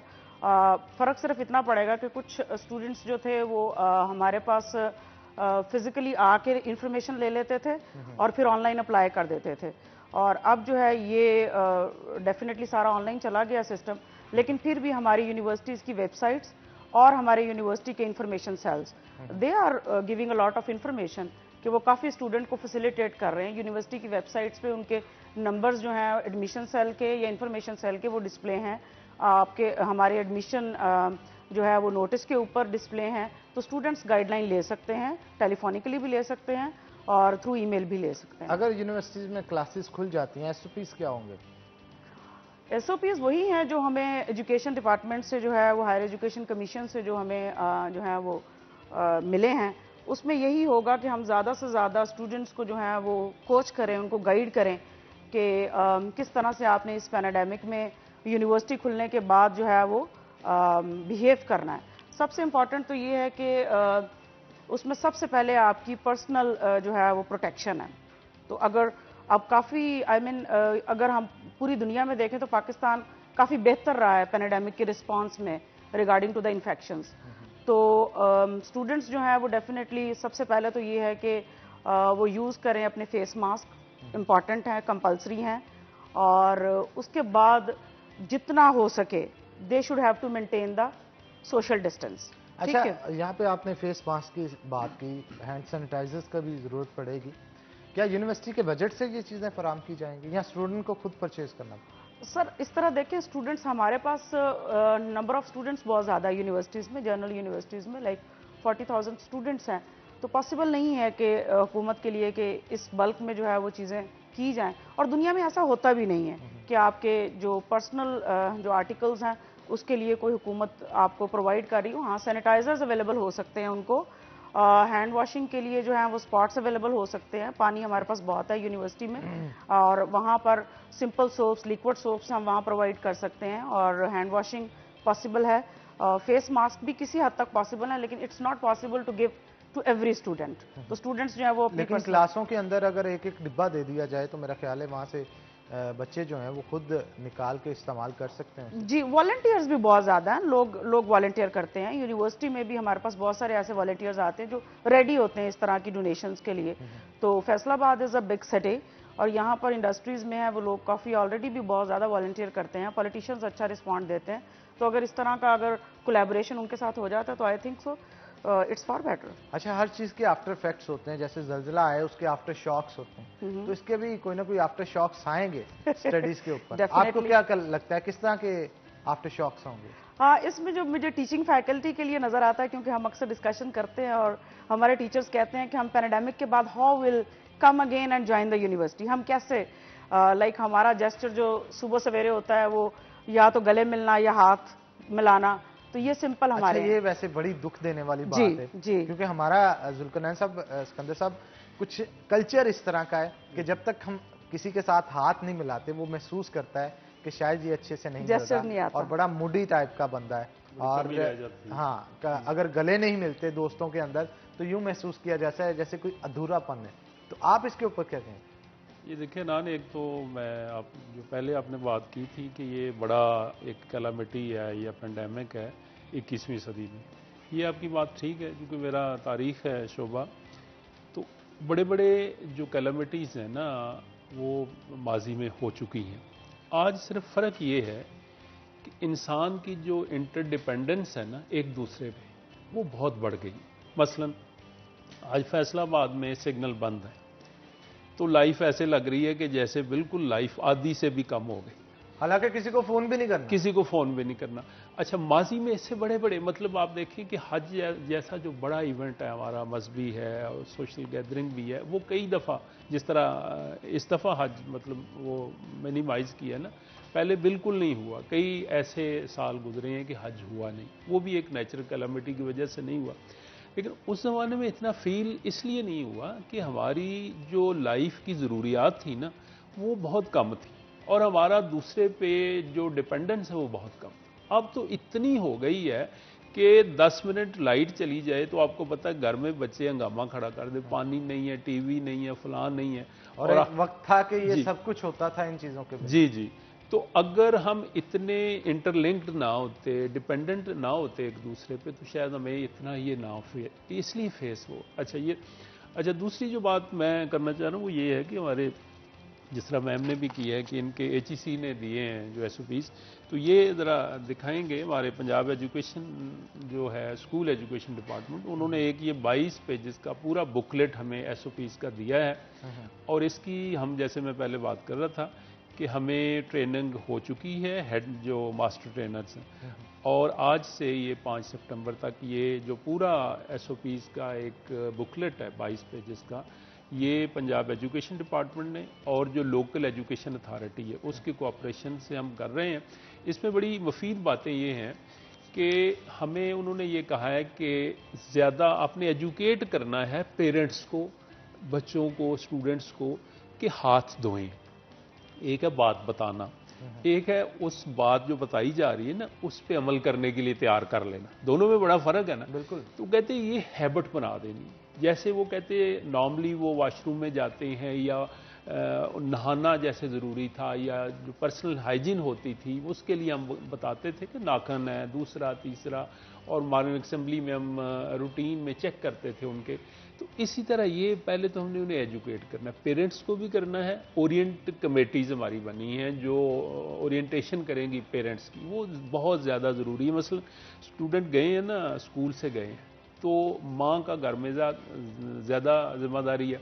तो माँ ने पहला काम क्या करना है कि वो बच्चे के हाथ धलवाए तसल्ली के साथ, और हाथ धलवाए और साथ बताए कि बेटा आपने हाथ ऐसे धोने हैं इतनी ड्यूरेशन के लिए। ये हमारी सारी ट्रेनिंग में ये बातें। और अगर हम, जैसे आप कह रहे थे ना आफ्टर शॉक होंगे और किस तरह हम जाएंगे, अगर इन पे हम अमल कर लेते हैं ना, अब जो हमारी स्कूल की ट्रायंगल है ना उसमें तो हम 3 स्टेक होल्डर्स हैं। एक तो हो गए ना टीचर्स, एक है पेरेंट्स, एक है वो स्टूडेंट। अगर ये ट्रायंगल अपना अपना ड्यूटी परफॉर्म करेगी ना, तो मेरा ख्याल है जैसे अल्लाह पाक का बड़ा खास करम है हमारे पाकिस्तान के ऊपर के, वो हम उतना वो हिट नहीं हुए जितनी दूसरी दुनिया हुई है। तो मेरा ख्याल है कि हम इससे निकल आएंगे। लेकिन बहुत ज़रूरी है, जो वालिदैन मेरी बात सुन रहे हैं, जो मेरे ऑनरेबल असातिज़ा मेरी बात सुन रहे हैं, कि ये जो बातें हम उनको बताने जा रहे हैं आज से 5 सितंबर तक है, खुदा के लिए इनके ऊपर अमल करना है। इनको एज ए फॉर्मेलिटी नहीं लेना कि जी वो ट्रेनिंग होती थी, नहीं। सबसे ज़्यादा आपको पता है बच्चे की हेल्थ है, और हेल्थ क्या है कि अगर खुदा न खास्ता एक बच्चा, आप हेल्थ की बात कर रहे हैं, इसी हेल्थ को मद्देनजर रखते हुए तो लॉकडाउन को एक्सटेंड किया जा रहा है, लॉकडाउन। लेकिन अभी ये भी देखा जा रहा है कि अब हम इस चीज़ के मुतहम्मिल नहीं कि इस चीज़ को ज़्यादा Prolong कर जी, सकें। prolong। उसको प्रलॉन्ग करने की वजह से बहुत सारे मसाइल जो अब इससे भी ज़्यादा होंगे वो इनिशिएट कर जाएंगे। ये कानूनी तो आपको पता है कि वो बैठ गई। तो दोबारा से मैं ये आज का चूँकि सेशन ही हमारा वालिदैन के लिए और हमारे असातिज़ा के लिए है कि अल्लाह करे, अब देखें कितना नुकसान हो गया। दुआएं भी करें कि अल्लाह करे हमारे स्कूल जो 15 सितंबर को खुल जाएं। और ये जो लाइटर साइड में है, मैं आपको बताऊं कि जो माएँ हैं वो तो ये कहती है ये बच्चों ने तंग किया, ज़ाहिर है वो एज ही ऐसी होती है, तो वो कहती है अल्लाह करे स्कूल खुलें तो ये उधर जाएं, कुछ पढ़ें, कुछ हमारे लेकिन फिर भी जो मैंने ऑब्जर्व किया है, जी कोरोना होने की वजह से शुक्र है किसी बच्चे की मेरा ख्याल डेथ Death नहीं जी, हुई। बहुत उसकी अल्लाह पाक का खास वजह करम। यह है कि बच्चों का इम्यून सिस्टम बड़ा रैपिड जी, फास्ट जी, होता है, जी। तो बच्चे कैरियर बन सकते हैं, लेकिन जी, कैरियर बच्चे जो है वो खुद इससे इन्फेक्टेड ज्यादा नहीं हो सकते। लेकिन सर जैसे लेकिन हम- कैरियर बनने की वजह से आप जब अपने बच्चे को स्कूल में भेजेंगी, खुदा ना खास्ता वहां से वायरस लेके घर आता है, घर में अगर 5 अफराद जो बड़े हैं, अडल्ट हैं, उनके अंदर वो आ जाता है, तो किसी भी कैजुअलिटी का चांस जो है वो बन सकता है। बहुत आप क्या कहेंगी, खास तौर पे क्लासेस जब वहां पे होंगी उनको रूम्स को भी डिसइंफेक्ट करवाना चाहिए, क्योंकि अगर कोई जी। एक इन्फेक्टेड पर्सन भी आके बैठता है तो मल्टीप्लाई होगा सब पे। क्या कहेंगे? सर ऐसा ही है जैसे हमारे एसओपीज स्कूल्स के लिए हैं कि सारे के सारे कैंपस को, सारी बिल्डिंग को डिसइंफेक्ट किया जाएगा। डेफिनेटली यूनिवर्सिटी में भी हम उसी एसओपीज को ही फॉलो करेंगे। लेकिन इसके साथ साथ जो सबसे इम्पॉर्टेंट चीज़ है ना, वो मेरा ख्याल ये है कि जो पर्सनल हाइजीन है और जो हमारी जो है वो कम्युनिटी लेवल पे या यूनिवर्सिटी लेवल पे या हमारे मोहल्ले लेवल पे जो हमारी हाइजीन है, उसको हमने बेसिकली जो है वो प्रमोट करना है। लोगों को ज़्यादा से ज़्यादा जो है वो पर्सनल हाइजीन का लेक्चर करना है, ज़्यादा से ज़्यादा उनकी ट्रेड इन्फेक्शंस में आते हैं, हम जो है वो पर्सनल हाइजीन से लेकर हाथ, हम इलनेस से बचें।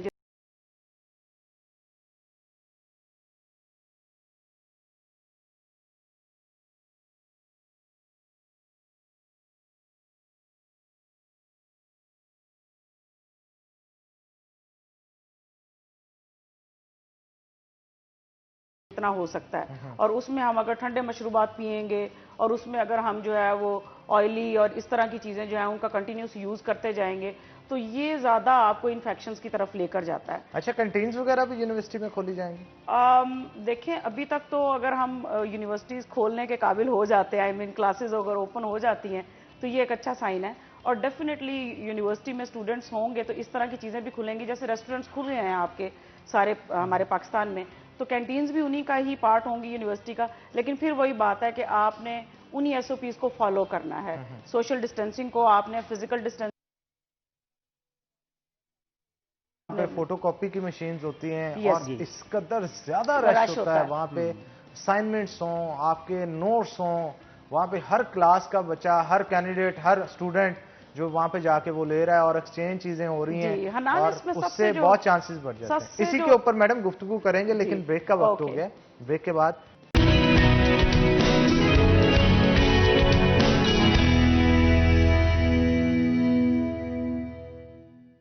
सलवा बनस्पति एंड कुकिंग ऑयल, सलवा में पकाएं, बस फिर खाते ही जाएं। दिल की उम्र दिल को खुश रखने में है और दिल को खुश रखना है तो इस्तेमाल कीजिए गोल्डन घी एंड कुकिंग, जो चाय पीना जानते हैं। सलवा बनस्पति एंड कुकिंग।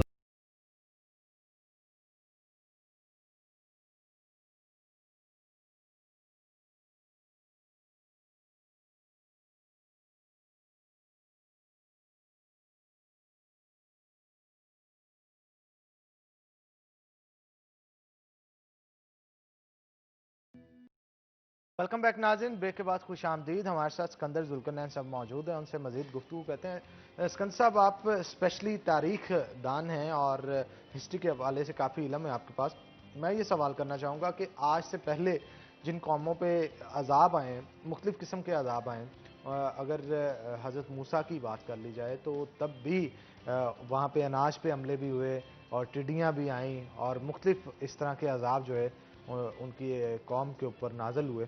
तो आज जो अजाब आया है, एक किस्म का अजाब ही है कि पूरी दुनिया उसमें मुब्तला है और टिड्डी दल का भी हमला पाकिस्तान की फसलों के ऊपर हुआ और साथ में कोरोना वायरस का। तो ये कितनी मुमासलत है उन तारीख के साथ इसकी, और अगर खासकर बात की जाए मुख्तलिफ अदवार की, तो किस किस तरह के अजाब आए हैं और अल्लाह ताला किस तरह से इम्तिहान लेता है कौमों को? जी अनान, देखें सबसे बड़ा जो अजाब है ना वो तो है तूफ़ान नूह, जिसमें ये कुरान भी है, बाइबल भी है, सारी जो बुक्स है ना, इलामी किताबें हैं, वो इस पर मुतफिक हैं आलमोस्ट कि पूरी दुनिया ख़त्म हो गई थी, सिवाय वो कश्ती में जो लोग थे, जो जानवर थे, सिवाय उनके पूरी कायनात पे कोई ज़ीरू चीज़ नहीं बची थी। तो वो अल्लाह का आपको पता है कि बहुत बड़ा इम्तहान था, और ख़ुसूसन किन की वजह से आया ये आप देख लें। यही आपके सवाल का जवाब है कि तूफ़ान नूह, वो जो गुस्ताख लोग थे जिनको हज़रत नूह अलैहिस्सलाम बार बार एक दिन नहीं सालों वो अल्लाह का पैगाम सुनाते रहे, राह हिदायत की तरफ बुलाते रहे, लेकिन वो ना आए। और वो जो गोरे कहते हैं ना टाइम एंड स्पेस वाली बात, अगर तूफ़ान नूह का आप किस्सा पढ़े ना तो मतलब आपको बड़ा वाज़े पता चल जाएगा कि टाइम एंड स्पेस क्या होता है। कि हज़रत नूह अलैहिस्सलाम फरमा रहे हैं अपनी बीवी से कि आप कश्ती के अंदर आ जाएं। अब वो कह रही हैं कि ये 2 फुट का फासला होगा, 3 फुट का फासला होगा, तो यहाँ और यहाँ में क्या फ़र्क है? ये टाइम एंड स्पेस है। तो आपने फरमाया था कि वहाँ तबाही है और यहाँ अल्लाह की रहमत है। तो वो ना आई और फिर क्या अंजाम हुआ? तो एक तो ये हमें दर्स लेना चाहिए कि अल्लाह की गुस्ताखी, अल्लाह के नेक बंदों की गुस्ताखी, खुसूसन अंबिया अलैहिस्सलाम की जो गुस्ताखी है ना, वो अल्लाह की नाराज़गी और अल्लाह के गुस्से का सबब बनता है। उसके बाद मुख्तलिफ अंबिया की बात है, और ये उलमा हमारे मुत्तफ़िक हैं इस बात पे कि जब नबी अब नबी नहीं है और हज़रत मोहम्मद सल्लल्लाहु अलैहि वसल्लम ख़ातमुन नबिय्यीन हैं, और जो हमारे उलमा हैं वो अंबिया के वारिस हैं, यानी नबी की बात अब वो कह रहे हैं नबी के बिहाफ पे। अगर हम उनसे जो नबी की बातें, जो कुरान की बातें हमें सुना रहे हैं ना, हम उनसे रूगर्दानी करते हैं, तो इसका मतलब क्या होगा कि अल्लाह की नाराज़गी होगी। तो उसके बाद मुख्तलिफ अंबिया की कौमों पे स्पेसिफिक एक इलाके में अजाब आया, और उस अजाब ने आज तक उस इलाके को इबरत का निशान बना दिया। वो कौम साले हो, कौम समूद हो, जो भी आप कौम कहते हैं। हाल ही में मैं आपको मिसाल देना चाहता हूँ, अगर पाकिस्तान की बात कर लें तो सबसे जो बड़ा हमारे यहाँ अजाब आया था ये 2005 का ज़ल्ज़ला है। इससे बहुत बड़ा, ये सबसे बड़ा ज़लज़ला है पाकिस्तान में, जिसमें 70,000 से ज़्यादा जानें चली गई और जो प्रॉपर्टी का, जानवरों का लॉस हुआ वो अभी आपको पता ही, आपका अनकाउंटेबल है। जी अनकाउंटेबल है। बहुत अच्छा लफ्ज़ आपने यूज़ किया है। और इससे पहले 1935 में कोयटे में जो ज़लज़ला आया था पाकिस्तानी तारीख में, वो सबसे बड़ा ज़लज़ला था, जहां कोयटा शहर पूरा का पूरा तबाह हो गया था। अच्छा, इनके अलावा अगर दुनिया की आप बात करते हैं तो यही जो स्पेनिश फ्लू की बात कर रहे हैं 1918-20, यानी आज से एक सदी पहले, उसमें भी करोड़ों जानें चली गई थी। अगर आप वर्ल्ड वार 1-2 की बात करते हैं, ये 14 से 18 और 1939 से 45, इसमें भी करोड़ों लोग मर गए थे और जो डिसेबल हो गए थे। प्रॉपर्टी का और लॉस जो हुआ था वो जो आपने लफ्ज़ यूज़ किया अनकाउंटेबल, आज तक अनकाउंटेबल है। अच्छा, उसमें कौमों ने किस तरह सरवाइव किया, वही बात है। और ये लिखी पढ़ी मैं आपको बात बता रहा हूँ कि उस वक्त कौमों के स्टेक, लोगों के स्टेक इतने नहीं थे कि एक इंडिविजुअल लाइफ होती थी, 2 वक्त की रोटी मिल गई, बस ठीक है। अब तो आप देखें ना, एक बंदे के साथ कितने लिंक्स हैं कि एक बंदे का रूटीन डिस्टर्ब होता है ना, तो वो कितने लोगों का रूटीन डिस्टर्ब हो जाता है। यानी हमारी टू मच जो डिपेंडेंस ऑन टेक्नोलॉजी हो गई है ना, इस वजह से हमें ये अजाब लगना शुरू हो गया। पहले तो हम देखें ना, नलके से पानी पी लिया, खाले नहर से, रजवा से पानी पी लिया, तो अब अगर लाइट नहीं आएगी तो हम पानी नहीं पी सकते। तो कौमों ने उस ज़माने में थोड़ा, वो जो आपने अच्छी बात की थी ना बच्चों वाली, कि अल्लाह पाक ने इम्यूनिटी उनको ज़्यादा दी हुई है उनकी बॉडी की, वो उस हवाले से, तो पहले मैं समझता हूँ कि लोगों में वो एग्जर्शन ज़्यादा थी, मेहनत ज़्यादा थी, बॉडी एक्टिविटी ज़्यादा होती थी, तो उनमें जो रेजिस्टेंस है ना, उसका जो क्वांटम है वो भी ज़्यादा था। यानी अब तो थोड़ा सा वो आ जाए ना हमारी रूटीन, यानी आप देखें, आपने खुद तजुर्बा किया होगा कि हमारे माशाल्लाह बच्चे हैं, ठीक है, उन्हें प्यार मोहब्बत जितना दिया जाए कम है, कि उन्हें स्लीपर ना मिले 2 सेकंड के लिए तो वो सर पे उठा लेते हैं। तो आज से 100 साल आप पीछे चले जाएं तो शायद स्लीपर का वो कॉन्सेप्ट ही नहीं था, एक जूता बड़ी मुश्किल से लोगों को मिलता था। तो ये माइंडसेट की भी बात है, हम इसके लिए तैयार नहीं थे। और ये जो कोविड-19 है ना, इसने ऑल ऑफ अ सडन हमें ले लिया आके, और हमें बिल्कुल ये नहीं पता था कि ये हमारे साथ क्या करने वाला है। आपने रिपोर्ट देखी होगी, बड़े से बड़े डॉक्टर से आप बात कर रहे हैं, बड़े से बड़े पॉलिटिशियन, मैनेजर से आप बात कर रहे हैं, वो कहता है मुझे कोई पता नहीं, कल क्या होना है, ये कोविड ने कल क्या करना है, मुझे कोई पता नहीं। अच्छा, जंगें जो होती थी, या जिस तरह ज़लज़ले की हम बात करते हैं, फ्लड्स आ जाते थे, ये हैज़ा जो है, स्मॉल पॉक्स ने, इसने करोड़ों लोग मार दिए थे। लंदन का हैज़ा बड़ा मशहूर है। उसमें ये होता था कि ये बीमारी है और ये ख़त्म हो जाएगी, या इसकी हम एंटीबायोटिक्स उस ज़माने में नहीं थी, अब तो आ गई हैं। लेकिन ये जो बड़ा ही यूनिक किस्म का कोविड-19 आया है कि जिसमें बड़े से बड़े माहिरीन जो है ना, वो बिल्कुल पावरलेस हैं। वो कह रहे हैं कि ये पता नहीं। अच्छा, अभी आप बार बार सुनते हैं कि सेकंड वेव आएगी, कोई बंदा के हाँ क्लैरिटी नहीं है कि सेकंड वेव है क्या, सेकंड वेव है क्या और ये क्या करेगी। अच्छा, और फिर आएगी भी या नहीं आएगी? नहीं आएगी। और दूसरी बात ये है कि मुझे बड़ी हैरानी है, मतलब मैं पर्सनली बड़ा हैरान हूँ कि जितनी साइंस ने तरक्की कर ली थी ना, और वो हॉलीवुड की जो मूवीज आती थी, वो जो 1 मिनट में दुनिया बचाने निकल आते थे, शायद आपने देखी हूँ, वो सब की सब नकारा है। खुदा की नकारा हो गई। जो चीज बनाई गई है, अल्लाह ताला ने जो एक निजाम बनाया है, उस निजाम को डिस्टर्ब खुदा चाहे तो कर सकता है, वरना और इंसान के बस की ये मैं काम सोच नहीं है। नहीं सकता। तो सिकंदर साहब, बहुत शुक्रिया आज के शो में आने के लिए आपका। फरहाना साहिबा, आपका भी बहुत शुक्रिया शो में आने के लिए। तो नाज़रीन, इसी के साथ आज के प्रोग्राम से अपने मेजबान हन्नान बुखारी को दीजिए इजाजत। इंशाल्लाह कल होगी मुलाकात, तब तक के लिए अल्लाह हाफिज।